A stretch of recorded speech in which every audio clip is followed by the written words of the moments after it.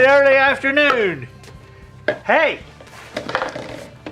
we are glad you're here. I'm Andy Andrews. If you joined us, we are running today. This is Blue Plate Special. We got people in the studio audience. Hey, everybody, how are y'all doing? And a lot of people at home. It's getting to be Christmas time. We got a great show for you. I got my Vortex shirt on. Marcy Crosser Taylor, good morning, from cold and rainy Pasco, Washington. Love the professional noticer. Yeah, the screenwriter of Braveheart. I mean, what a great guy.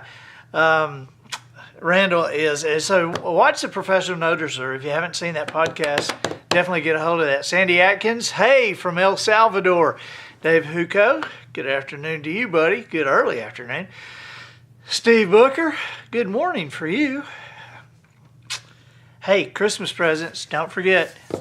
Pink Ernie and Blue Fred for the grandkids, for little kids in your life. And you can actually get a Pink Ernie and a Blue Fred. And we've got the Wisdom Harbor Tervis tumblers that you can get. They're all on the website, all on andyandrews.com. And we've got an exciting show for you today because we're going to do a story. We're going to record for Wisdom Harbor. Heather Olson, hey, how you doing? Happy Tuesday, foggy Utah.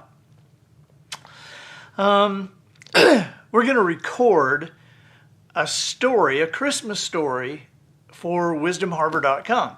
And if you haven't joined yet, come on. What's going on?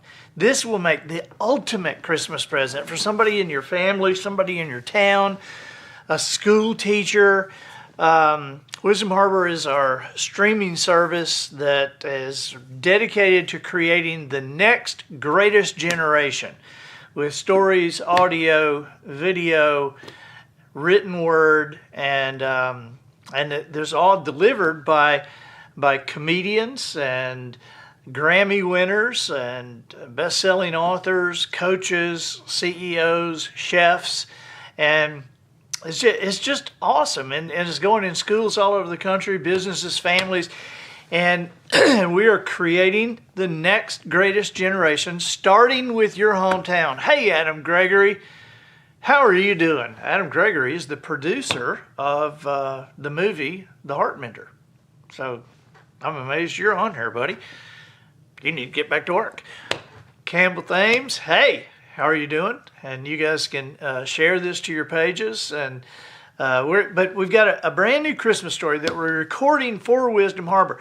And so we've got the green screen up today. And I will do this with the green screen. And Matt, you probably want the coffee cup out of the picture, don't you? Okay, all right. So let me get a little bit here.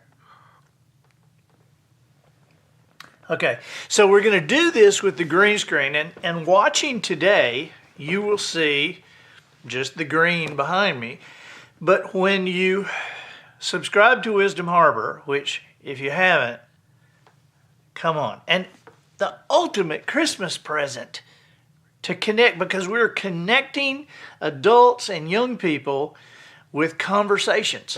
And it's awesome, and it's $27 for the year, for the whole thing. So you can get a membership for yourself, get it for family members, for grandchildren, for children, for a teacher that you know. Wheezy, hey, Louise Thaxton, hey, one of my favorite people on this earth. Beverly Mullins, good afternoon.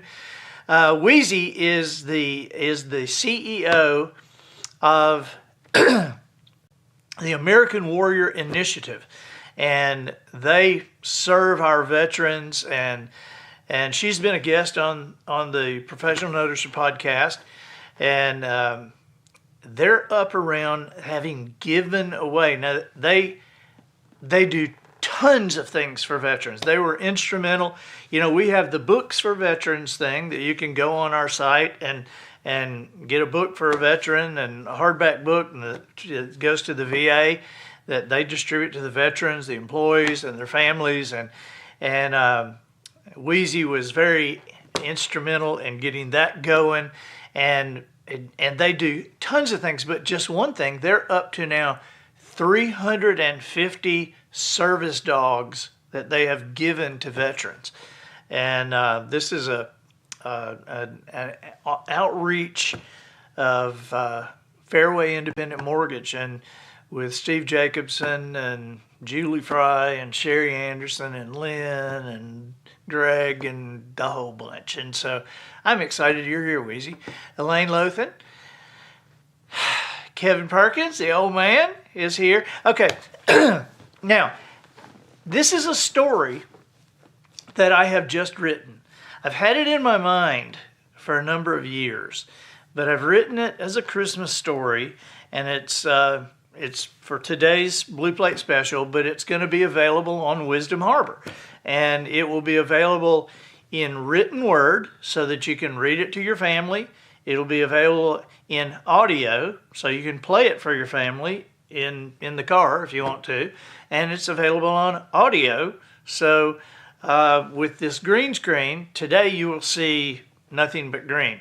But when it posts on on wisdomharbor.com, it'll have all kind of background stuff. You know, it'll look like I'm in a fireplace room and telling you this story. And didn't we want to get a book? Get me one of those Robert Service books. And we like to do these like starting like we're reading from the book, and then we'll go to the teleprompter and then end in the book.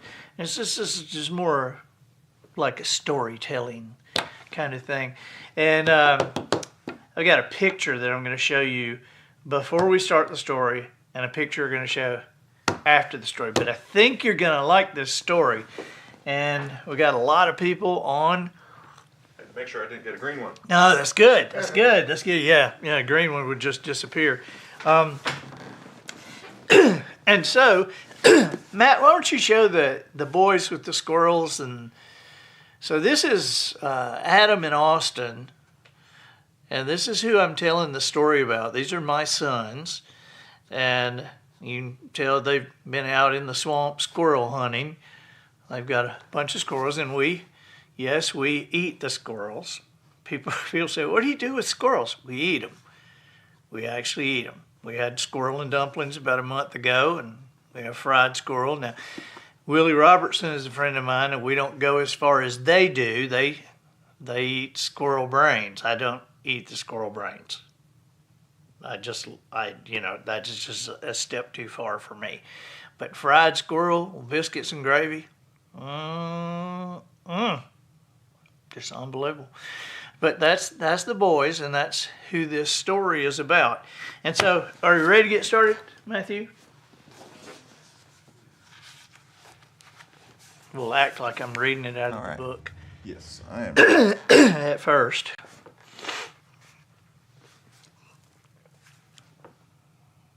Sonia, Julie, y'all ready? Okay. Got more people coming in here in the studio. So we're telling a Christmas story. And the name of the story is That Christmas in the Swamp.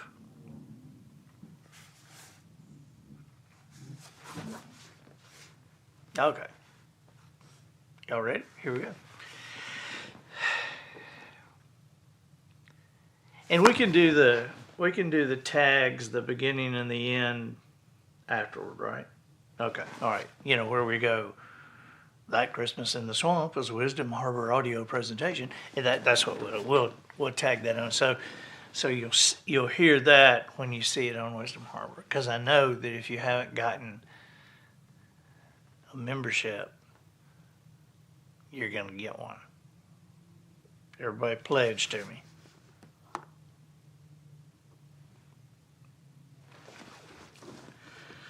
Okay. That Christmas in the Swamp. It was the Christmas season. The sounds and smells, even the taste of the air were different. Beyond the holiday atmosphere, the two brothers to whom I am about to introduce you are also seasoned in the ways of the outdoors, at least as much as an 11-year-old boy and his 8-year-old brother can be. After all, those two skinny boys had grown up with ready access to the swamp between the rivers called the Alabama and Tombigbee. Austin, the elder, and Adam, the younger, were raised by a mama and daddy who were more of the as long as you're home when the Christmas lights come on generation, as opposed to some of their friends with younger parents who put safety helmets on their kids before they went to the bathroom. Yes, sir. Austin and Adam acted older than their years, and after several hunting seasons quietly following their daddy through the woods with BB guns, and after that with unloaded real guns, they'd proven to be serious and knowledgeable about safety. Now, after a couple of years of tight supervision, they were allowed to hunt small game with their .22 rifles on their own. That is to say, alone in the woods by themselves. The boys kept their family in meat with rabbits, squirrels, dove, and quail. At their current ages, both boys had already taken a couple of bucks apiece, and Austin, why, he'd already called up a turkey the string before. Let me say that again.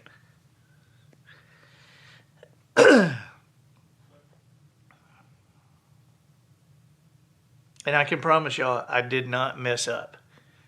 I did not mess up. And I can prove it because when you watch it on Wisdom Harbor, that won't be there. Okay, here we go.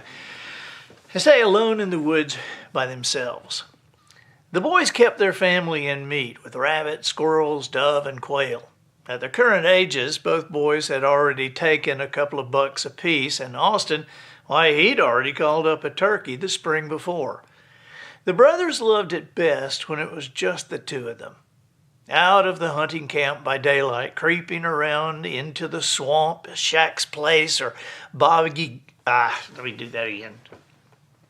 Hopefully I won't mess up too much as we're going through this. All right. Called up a turkey the spring before. The brothers loved it best when it was just the two of them. Out of the hunting camp by daylight, creeping into the swamp around Shack's Place or Boggy Gut or West Tucker, all fine territories about 700 acres each, just loaded with water, timber, and wild animals. Early on this Friday afternoon, however, with the first choice of camp territories in play, they had chosen Sandy Wash, 11 miles from the camp house, that they believed was filled with more wild game than a boy ever dreamed. Sandy Wash, along with Fishing Lake, East Fishing Lake, and White Oak Pond, are among the 46 territories within the Greater Howells Lake Hunting Club, established in 1940, and are located with the Tombigbee River as its eastern line. Together, these three territories alone cover more than a 2,500-acre expanse of land known as Fletcher Gordon and run more than 4 miles of shoreline on the river. The Howells Lake Hunting Club property covers an area almost twice the size of Manhattan. To one who is a wader of swamps and a seeker of things that can't be tamed, Howells Lake, and the Fletcher Gordon parcel in particular, is a lost world. Towering water oaks and giant cypress trees line massive sloughs that flood quiet logging roads swept clean for centuries by swaying Spanish moss. The watery air and fecund aroma rising from black earth that's just been laid bare by the scratching of turkeys or rooting of wild hogs can overwhelm a body's senses. Speaking of which, it was Adam's 62-pound body's senses that were being filled with overwhelmation at that very moment. Being the younger brother, he was Austin's designated squirrel dog. Often, when one of the gray ghosts was spotted, it would hide on the opposite side of the tree from danger. If the hunter tried to move around the tree in order to get a shot, the squirrel would change his position at the same pace, maintaining the tree trunk as a barrier between him and the hunter who was looking to turn out his lights. The boys, however, had long ago devised a strategy that worked like magic against a squirrel's trickeration. and would transfer that critter from pine tree to cook pot faster than a knife fight in a phone booth. The tactic, as explained by the boys, was that when a squirrel was spotted and subsequently hid himself, Hunter Austin would ready his aim while Squirrel Dog Adam slowly circled the tree. Meanwhile, the squirrel, being of a species not known for its counting abilities, will slowly shift sideways with a fluidity and at a pace that is exactly opposite to the only guy whom he's paying attention, Squirrel Dog Adam, keeping the tree trunk in between him and what he figures is the only danger. And all that dancing is done just in time to provide an easy shot for Hunter Austin, who never moves after the squirrel is spotted. The 11-year-old's .22 Henry pump cracked and another squirrel tumbled out of the high oak and into the briars below. "Fetch, Adam," the older brother said. "Dead, dead, he's dead in there." Adam put down the strap carrier full of squirrels he'd been carrying and laid his rifle across them, pointing it in a safe direction, and dutifully got on his hands and knees, crawling under the briars to retrieve the squirrel that had just been dispatched. Emerging from the undergrowth, Adam stood to show Austin the prize and carefully put it on the strap line with the others. Slinging the squirrels over one shoulder and his .22 over the other, he said, "That makes the limit for both of us. We ain't never done that." "Yep," Austin agreed. "A good afternoon. And don't forget, I also got a rabbit." "I ain't forgetting," Adam replied. "I'm just saying, about the squirrel limit. That's pretty special." "Yeah," Austin said, glancing around, "and it came just in time. It's near about dark, Adam. Let's get to the Polaris. We still got a long ride back." But the older boy's feet did not move. His head, however, seemed to be on a swivel. "What are you looking for?" Adam asked. "For the Polaris," Austin answered simply. The pair had already been heading back to camp, one squirrel shy of their limit, when another of those rascals had scooted across the dirt path in front of the vehicle. The boys couldn't resist, so they exited the vehicle, grabbed their rifles, and pursued the squirrel into the vast sea of palmettos growing just off the road. The squirrel was moving quickly through the treetops, while the boys moved just as quickly through the palmettos.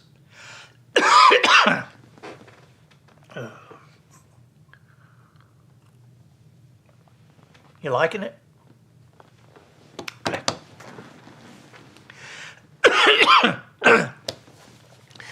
The vast sea of palmettos growing just off the road.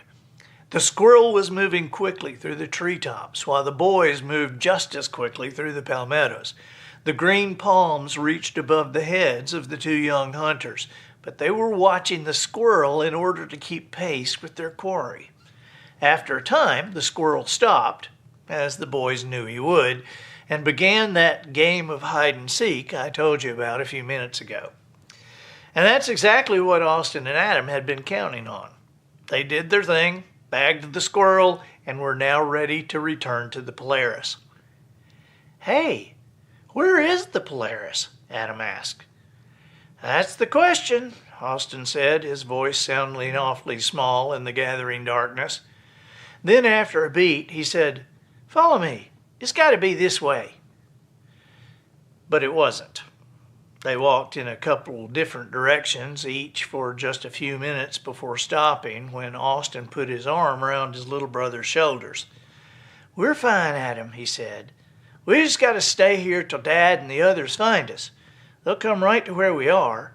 It won't be longer than an hour before they come through here with trucks and big lights." "How will they know where to look?" Adam asked. "Because, Adam," the older boy said patiently, "you signed the Camp House Territory Board. We're signed out on Sandy Wash. Their lights will be bright when they come. We'll see them and walk to the road." Adam's brow furrowed. "I thought you signed us out for Sandy Wash." At that moment, both boys figured they'd most likely be spending the night in the swamp. And they were scared, but not terrified. They weren't terrified because the moon was out and the sky was slushy with stars. Each of them had been coon hunting in the swamp after dark and walked from deer stands after sundown many times, so they were not unfamiliar with the movements and sounds of the place. Austin had a lighter in his pocket, and each boy had a bottle of water shoved into his boot tops. They were dressed for the cold, and it wasn't windy or rainy, so weather was not a problem. After all, they'd been in the swamp off and on for as long as they could remember. They knew its dangers, and Austin, at least, was not one to take chances. For a long few minutes, they held on to each other, eyes shut tight, while a pack of coyotes gathered for their evening hunt, their yip-howling clamors sounding like a whistle factory being burned to the ground. In the calm void after the coyotes, however, a silence lingered. But it wasn't the comfortable, happy kind of tranquility that soothes one to the bones or allows a boy to regain his senses. No, it was an ugly, diabolical sort of stillness, a stop-your-heart kind of quiet, like that which settles across the land before a plague of locusts hits or all the water turns to blood. I ain't talking about that regular kind of quiet that naturally follows a periodic ruckus. No, I'm referring to an Old Testament hush that settles in deeply, most often preceding bad news. It's a quietude with a force of its own that creeps in with the power to smother you all by itself. Out of the darkness, great horned owls were calling to each other in long hoots and growls like they were announcing the end of something, or maybe marking a beginning. "Walk to the moon," Austin said as he took a cautious step toward that pale yellow lemon slice in the sky. Adam grabbed hold of the squirrel strap that was on his brother's back and moved with him. After a bit, neither of them knew how long they'd been moving, and both thought they'd traveled miles for hours, but in real time it was no more than a few hundred feet in less than 10 minutes. You see, the older kid, Austin, had stuck his nose to the moon so as not to walk in circles, but to move in a single direction. He knew that any more than 10 minutes of walking straight would land him in water of one kind or another. Swamp is what... Oh, my God. Would land him in water of one kind or another. Swamp is what folks call that river bottom, and swamp it's been named for just one reason. Because the place is swampy. It just is. There ain't no other way to explain it better. Even when the rivers are down, that land of gumbo mud between the Alabama and Tombigbee is crisscrossed with bayous and gashes through little brooks and seeps and sloughs that run from one borrow pit all the way down that-a-way to where the beavers dammed some unnamed creek. And ain't nobody gonna walk a straight line in the swampy darkness but what they don't end up in the water pretty quick. So, slow and sure is how them boys did it. They walked a chalk line till the silence sidled up and grabbed them both by the breeches. Oh, sure, they were all, "We good, we fine," when the coyotes calmed down. They were just moving along natural-like, rhyming in shaky voices like they often did, like they was playing some kind of game. Them two would write what they called songs that way as they walked along, just rhyming each other's last words like some sort of game. This is what it would sound like. The young one, he'd say, "The swamp is alive with 1,000 eyes, and all of 'em watching you." To which the older one replied, "Left my kerosene lamp back at Beck's camp. This is Stovepipe, the last bayou."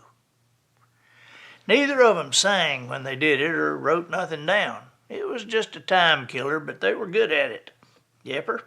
The coyotes faded out, leaving mostly owls and alligators, one hooting, the other growling like mama lions. And you know, they had them big dang frogs near size of a basketball, gronking and burping, sounding like a cannon farting at your feet. Then, about the time they thought, "This ain't so bad," The boar hogs voiced their displeasure at something out in the darkness. Now, it has been said that the first human being ever to hear a good pig fight instinctively responded with an utter collapse, physically. In fact, falling to the ground, having not been touched, a victim of shock and fear. Therefore, one might wonder, are we expected to perceive this representation of sonic eruption to be simply an exaggerated way of describing the event? Or are we to take...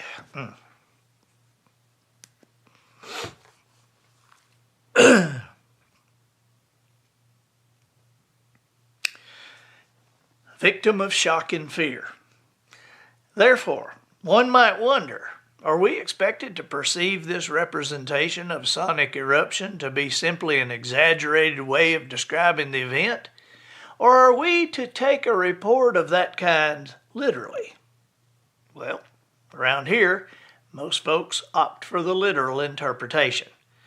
Because the physical wave of sound that is generated by the sudden atmospheric vibration of hot gastric air punching through the larynx of a 400-pound wild hog and being loosed into cold night air must be experienced to be believed.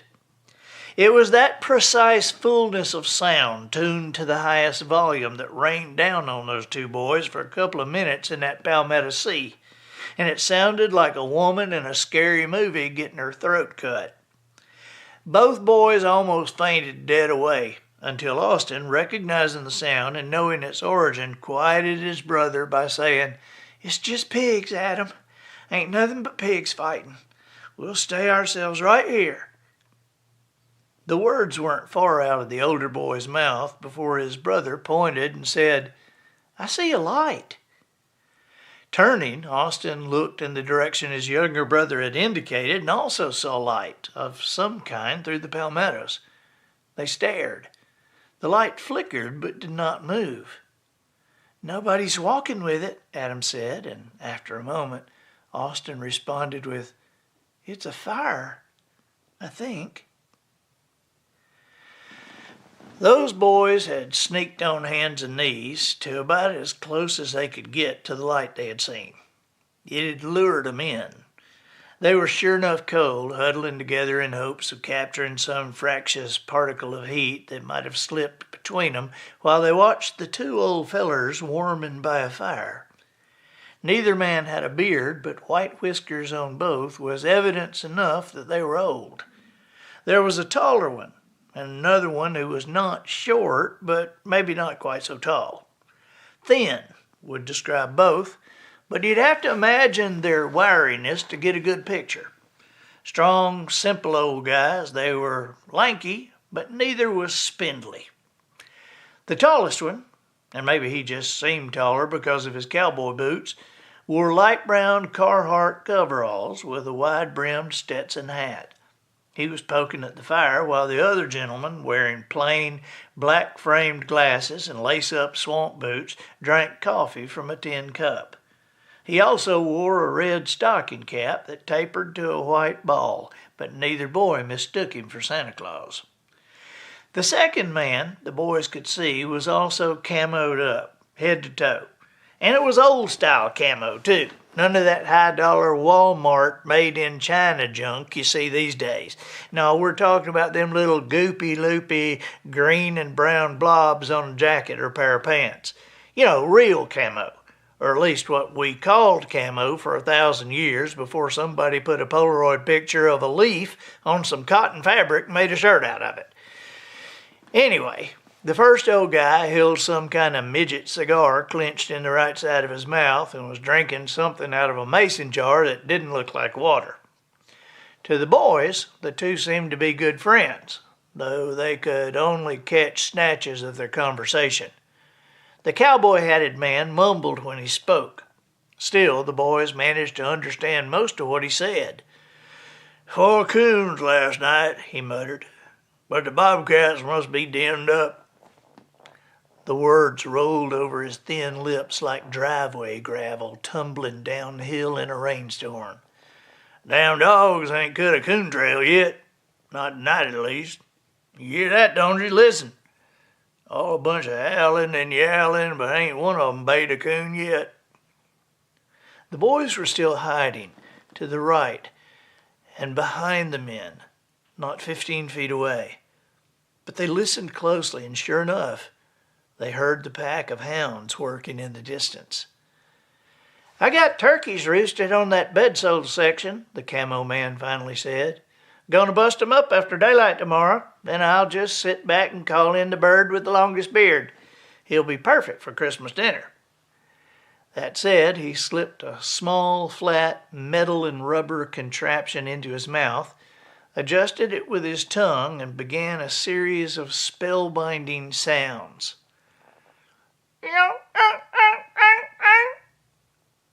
The old man didn't even put a hand to his mouth.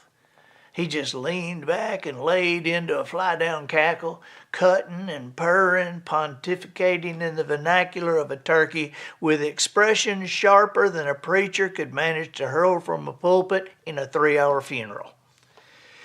Finished, he took the small, flat turkey call from his mouth, placed it in an empty Sucrets box that had holes punched in the top, and slipped it in his front shirt pocket. The tall man spoke again, this time in a louder voice. "That sounded fine, but turkeys don't respond to calling at night, and you don't seem to need to practice." He smiled and looked at his buddy. "So why are you making all that noise while I'm trying to listen for my dogs?" The old man in camo grinned as he stretched his legs to the fire and said, "Well, Kemper, as you probably already know, I wasn't trying to call a turkey. That was my boy call. But I'll allow as to how it might have sounded rusty. It's been more'n a minute since I limbered it up for a child." Both old men were smiling now. "Tell me about your boy call, Clark." "Yeah," Clark said as he stretched. "I worked it pretty good back when I had a kid to experiment on.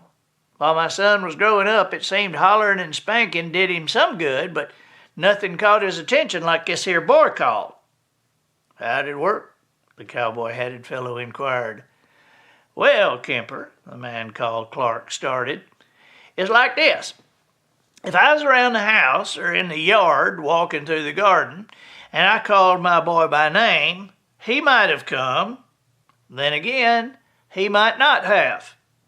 And if I asked him why he didn't come when I called, the boy'd say he hadn't heard me yelling his name." The old man shifted while the other inspected his cigar. "Thing was, though, every time I put this diaphragm call in my mouth and started cutting and cackling, that boy'd show up. So along the way, I found some little tricks that kept the boy close to hand. Shake out some hops gun oil and the aroma would lure him in. Every now and then, I'd clack some old antlers together or zing some line off a fishing reel's drag. Them sounds and smells would bring him near enough for me to hug on him. Frying brim tails real brown so they's crunchy is a good calling tactic too. So's this here." He held his hand out. "Go on, pull my little finger." Kemper chuckled, but doesn't rise to the bait, and Clark continues. "Usually a kid only finds them kind of things close to his old man, you see? When you get the boy or girl close, you can whisper to them. And when a grown-up man whispers to a child in a shooting house, that kid'll take to heart the things that man said about growing up and manners and how to treat people right, things about the Lord God Almighty, and that child will remember it all every bit as the years pass by, even when his old daddy's gone." "I hear you," Kemper said as he pulled the cigar from his mouth. Thumping the ash, he tossed what was left of it into the fire and said, "I raised my girl the same way. She loved horses as much as she did the dogs and hunting, I guess. I could holler, 'Coon on a log, tonight down at Sugarlock,' and she'd be in the truck bed before the hounds stood up." The men chuckled a bit. Then the one called Clark spoke with more volume. "Well," he said, "I don't reckon my boy calling is up to snuff anymore. I gave it all I had a few minutes ago." "Yeah," Kemper said, pointing to his right. "I figured sure you'd have been able to call them 2 boys over there out of them palmetto bushes." Grinning, both old men turned their heads to the right and stared at the edge of the clearing. Startled to be indicated so directly, at first, Austin and Adam froze. But when the old men got to their feet and grinned, the boys staggered out of the thick brush. "You boys look froze half to death," Kemper said. "Come over here to the fire and tell us your names." "Yes, sir," Austin said and approached cautiously. "I'm Austin Andrews," he said, and shook the taller man's hand. "This is Adam." They all shook hands. Each got everybody's name, and they all sprawled by the burning logs. When the cowboy-hatted man said folks usually just called him Kemper, Adam had remarked, "There's a county in Mississippi with that name." "There is," the old man responded. "Yes, sir," Austin said, having perked up in recognition as well. "Kemper County. Our mom was from there." Kemper looked at Clark. "How about that?" he mused. Adam spoke again, this time addressing Clark. "Speaking of which," the boy said, "you got a county name too. This here whole hunting camp's in Alabama, but it's all Clark County." Clark glanced at Kemper. "Yeah, how about that?"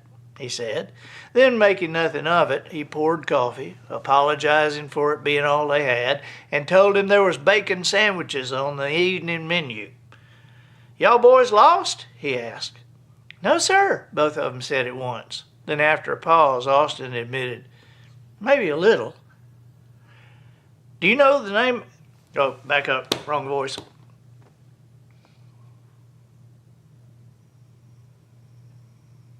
Okay. Austin admitted, "Maybe a little." "Do you know the name of this swamp?" Kemper asked. "How's Lake Swamp?" Adam said tentatively. The two men chuckled. "That's right," Clark said. "So see, you ain't really lost. You know right where you are. And while you're not yet where you want to end up, you got your brother by your side, so you're good for now." Austin sipped his coffee. "Who are y'all? I mean, are you supposed to be out here?" "Good question." Kemper nodded as he rustled through his pack and tossed a couple of sandwich bags toward the boys. "They's made with white bread. I mayonnaised them up so the bacon don't slide out." He gave a sandwich to Clark, took one himself, and sat back. "All right, the question was, who are we and what are we doing out here tonight?" He paused and looked to the other man. "You want to handle this?" Clark swallowed a big wad of bunny bread and white.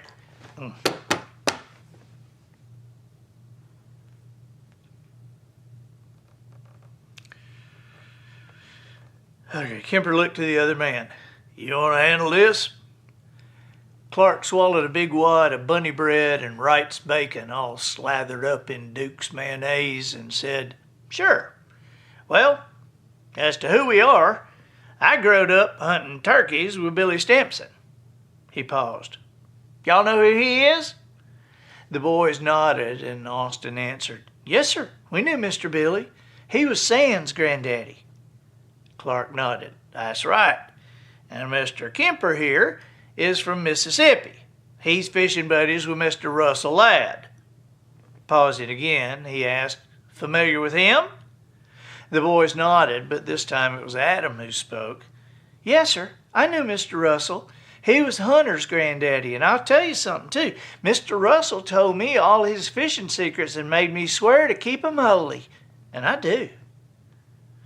"So what are y'all doing out here tonight?" Austin asked.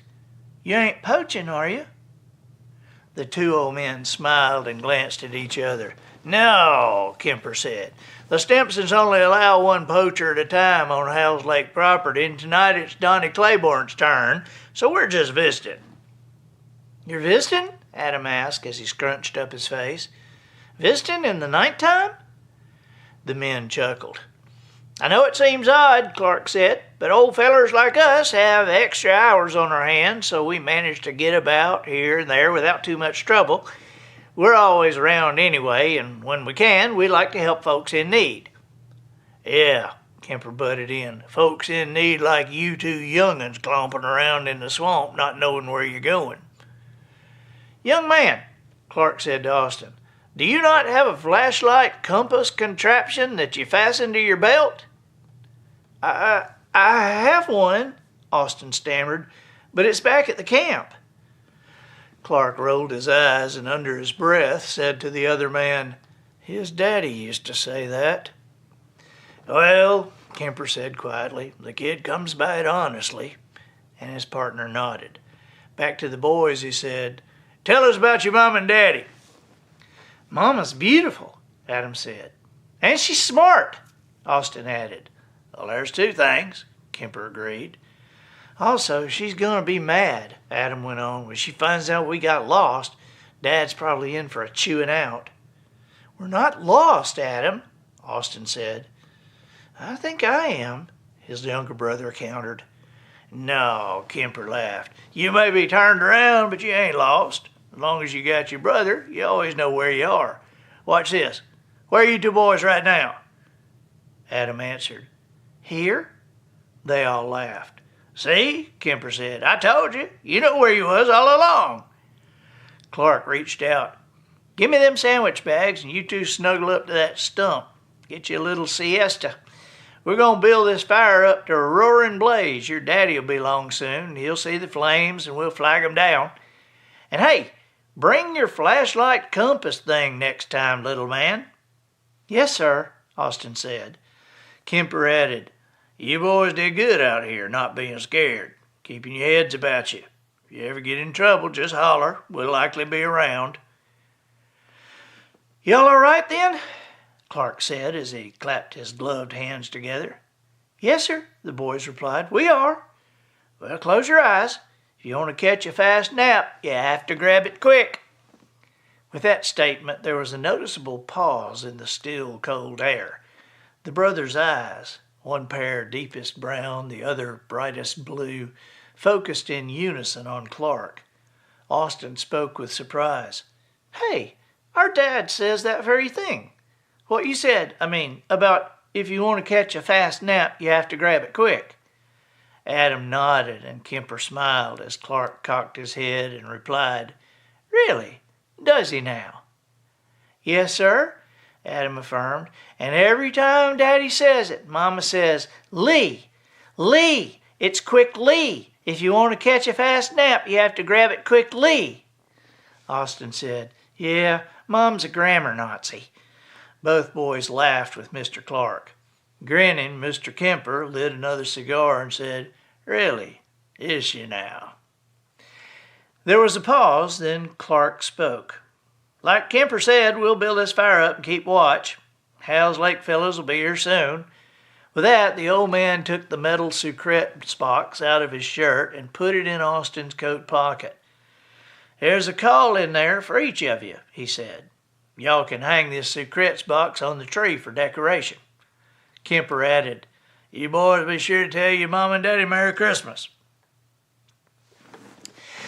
The fire was still crackling, flames leaping into the air, when the boys were gently shaken awake with a boot. "Come on, boys." It was Martis Overstreet, Hal's Lake caretaker. He was a gruff but kindly old man that Austin and Adam thought of as a grandfather. In fact, Martis was all the granddaddy either had known, since both theirs passed away long before they had been born. They opened their eyes. "Mr. Martis?" Adam said, not sure he wasn't dreaming. "Mr. Martis!" Austin yelled. "You found us!" "Yeah, I did. And let's go. It's the middle of the night and folks are all over the woods looking for y'all. Your daddy's upset, and I imagine your mama's going to eat him for breakfast. Y'all all right?" "Yes, sir, we're fine," they said, scrambling to pick up their gear. "But," they glanced around, "where are the men?" "What men?" Martis asked. "Those two men," the boy said, looking around. But there was no evidence that anyone else had been at the fire. "Y'all telling me there was people in here?" "Yes, sir. Two old guys," Austin said. "Mr. Kemper and Mr. Clark." "What kind of vehicle did they have?" Martis queried. The brothers looked at each other. "We didn't see a truck," Austin said. "They knew Mr. Billy," Adam added. "Yeah, I bet they did," Martis mumbled. "Come on, We gotta get you boys back to the camp house. Miss Beebe kept some supper 'cause she knew y'all'd be hungry. Martis turned and yelled for the man back at the truck. Donut, bring that truck around the slough. Oh, let me do it again.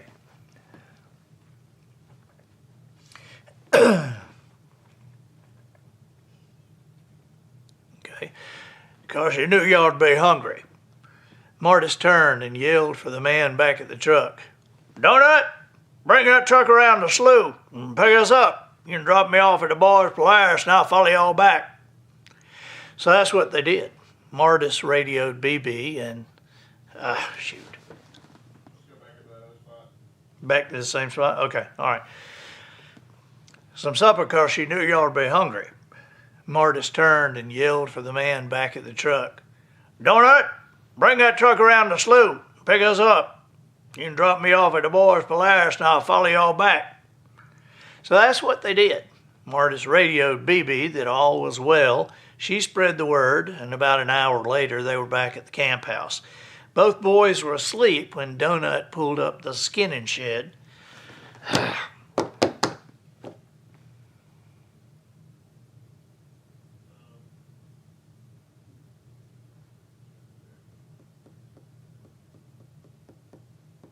Okay. An hour later, they were back at the camp house. Both boys were asleep when Donut pulled up to the skinning shed and put the squirrels in the cooler to be cleaned the next morning.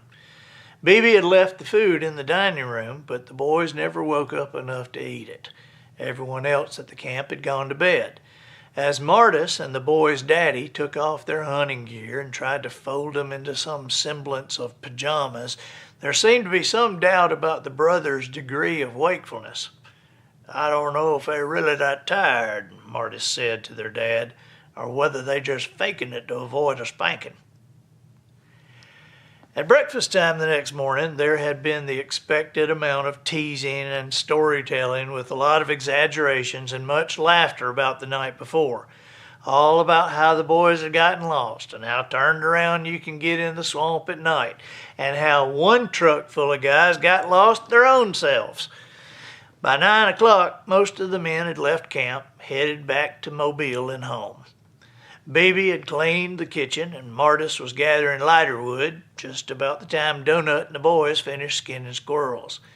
Their dad was in the bedroom packing to leave when Austin and Adam tromped across the back porch and into the great room. There, Sandy Stimson and Joe Bullard were sitting in front of the fireplace, drinking coffee, taking old photographs out of a shoebox. Hey, Uncle Sandy. Hey, Uncle Joe, the boys greeted the two men. Hey, boys, the men responded before Sandy added, Whoa, now. Turn around, leave your boots on the porch, and take your hats off when you're inside. Yes, sir, both responded and did as they were told. Coming back into the room, Adam asked, Uncle Sandy, I know why we don't wear our muddy boots in here, but why don't we wear our hats inside? Well, Sandy began, it's a traditional sign of respect for others that a gentleman removes his hat when he comes indoors. But nobody really does. Oh, wrong voice.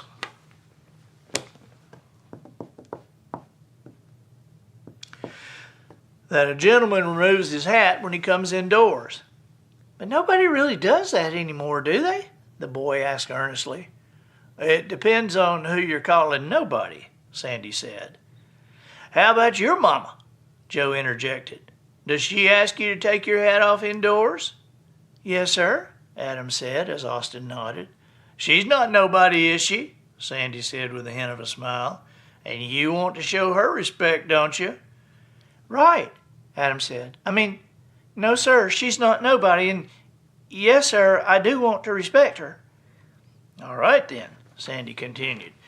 The Army, the Navy, the Air Force, the Marines, our entire U.S. military observes that tradition of respect, and unless they are under arms, meaning carrying weapons with intent, they all remove their hats when they go inside anywhere, office buildings, barracks, restaurants, church, and home. And if they adhere to that respectful tradition, I think we can show our respect to them by removing our hats and ball caps when we come indoors. Hey, here's another thing, Joe added. I'm sure you guys have seen pictures of Bear Bryant in his famous houndstooth hat. Both boys nodded. Everybody remembers the Bears hat because he wore it every game. Well, one year, Alabama played their bowl game in the Astrodome, and Coach Bryant did not have it on. When the media asked why he wasn't wearing his hat, the Bear said the Astrodome had a roof on it, and that his mama always told him to take his hat off when he was indoors. They all laughed, and Sandy finished with, "So to your question about why we don't wear our hats inside at Howells Lake, it's because we are respectful men, and we are teaching you boys to show respect, even if other people don't. And besides, if it's good enough for the military, good enough for your mama, and good enough for Bear Bryant's mama, it's good enough for us." At that, with smiles all around, the attention turned back to the photographs the men were sorting. "What y'all doing?" Austin asked. "Oh, Mr. Frank and Dr. Conrad asked us to go through these old pictures before Miss Beebe throws them out. You want to look? Crawl up in here." With their thick socks on their little feet, the boys did just that. Adam pointed. "There's a picture of Mr. Jimmy Pierce when he got that two-bearded gobbler." Austin picked up another. "Here's one of Mr. Brad. He didn't look like this anymore. I barely remember him being fat." Continuing to shuffle through old and yellowed photographs, Sandy peered over his reading glasses. "Boys," he said lazily, "Marta said you saw some men in the swamp last night." "Yes, sir," the boys answered. Sandy frowned and lowered his eyes. Joe asked, "Did they tell you their names? What did they look like?" For a moment, the boys hesitated, unsure if they were about to get in the trouble they thought they'd avoided. But then they told the men everything they could remember. They told about the bacon sandwiches, and about Clark saying he knew Mr. Billy, and Kemper fishing with Mr. Russell. They talked about being cold and how bad Semper...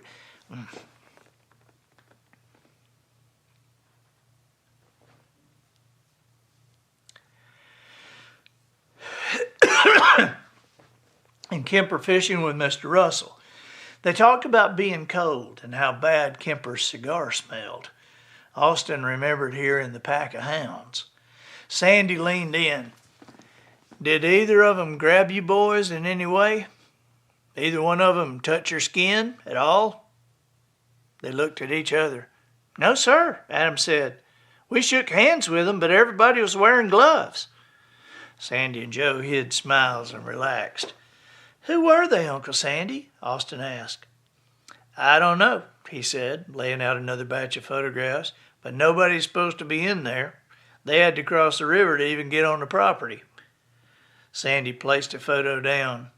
Adam looked and said, "That's Mr. Frank swimming out of the shooting house at okay.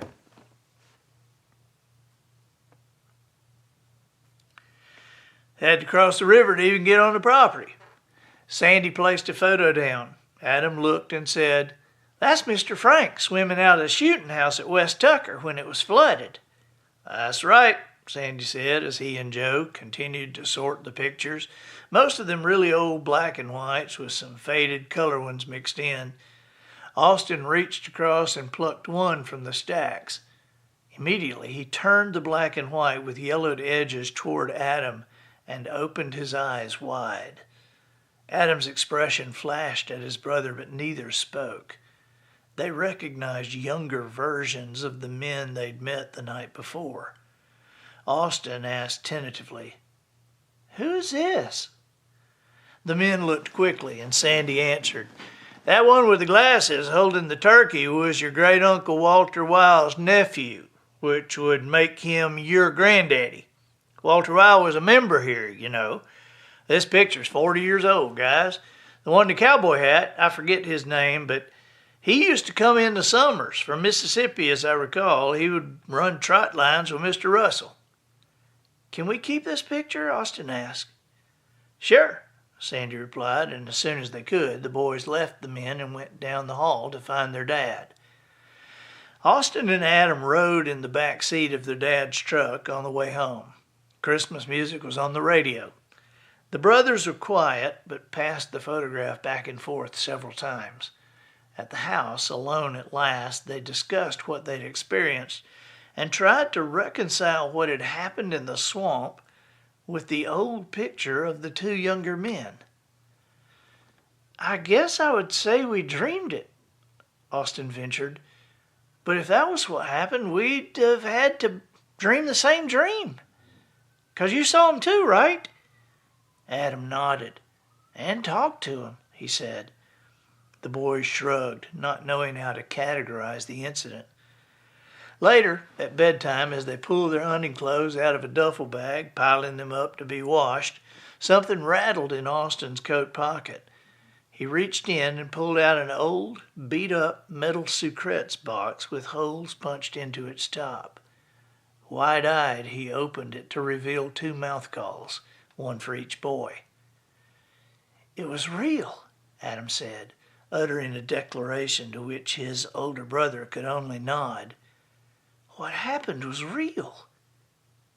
Without a word, they took the box into the living room, found a decoration hanger, and hung the Sucrets box on the tree just as Clark had suggested. The boys turned and hurried to the den where their parents were watching television. "Hey, Mom and Dad," Austin said. "Mm-hmm," the parents murmured without looking at the boys. Austin nudged Adam, who said, "We just remembered we were supposed to tell y'all Merry Christmas." "Okay, thank you," Dad said. Without taking her eyes from the television, Mom added, "Merry Christmas to you boys, too." Smiling at each other, Adam and Austin turned and went to bed. As the years passed, the brothers never told anyone else what they had experienced that cold night in the swamp. But they never forgot it. And every Christmas to this very day, the boys, young men now, lock eyes and smile as they hang the Sucret box with the holes on it. Let me say that again. Mess up the end.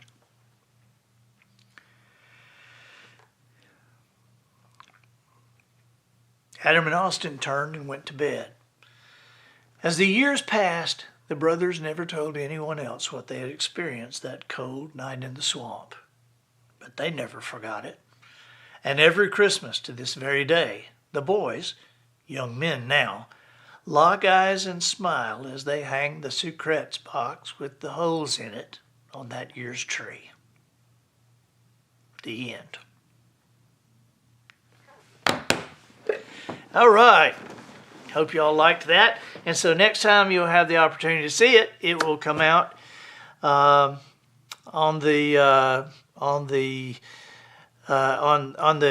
the content barge on a Wednesday or a Saturday before Christmas on wisdomharbor.com. And by the way, we have another picture to show you here. There it is.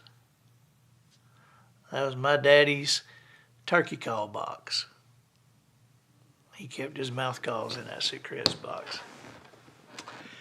So, thank you guys for joining us. We'll see you Thursday. And Thursday is the Wisdom Harbor edition, where you have to be a member of Wisdom Harbor to see the Blue Plate special on Thursday, unless you're here in the studio with us. Wheezy, thank you. Great story, Wheezy says. Savage says that was fabulous. Heather Olson, awesome. Thank you. Thank you, guys. Marcia Crosser Taylor, great story. Thank you, guys, for sticking around and listening. Kevin Tim Perkins, I was right there with them. Yes, you were. All right. Thank you, guys, and see you later in the week.